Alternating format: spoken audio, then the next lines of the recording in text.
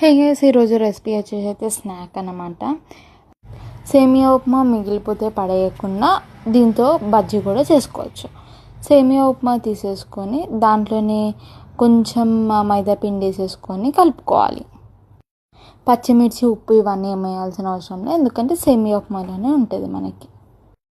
దాని తర్వాత వీడియోలో చూపిస్తున్నట్టు అలా బజ్జీ షేప్ చేసేసుకొని ఒకటొకటిగా నూనెలో వేసేసుకోవాలి. అది లైట్ బ్రౌన్ వచ్చేంత వరకు వేగనివ్వాలి. ఈ రెసిపీ చిన్న నుంచి పెద్దవాళ్ళ వరకు అందరికీ నచ్చుతుంది. మీరు ఇది కంపల్సరీగా ట్రై చేయాలి. బజ్జీలు అలా బ్రౌన్ కలర్ అయిపోయిన తర్వాత ఒక టిష్యూ పేపర్ తీసేసుకొని దాంట్లోకి ట్రాన్స్ఫర్ చేసేసుకోవాలి.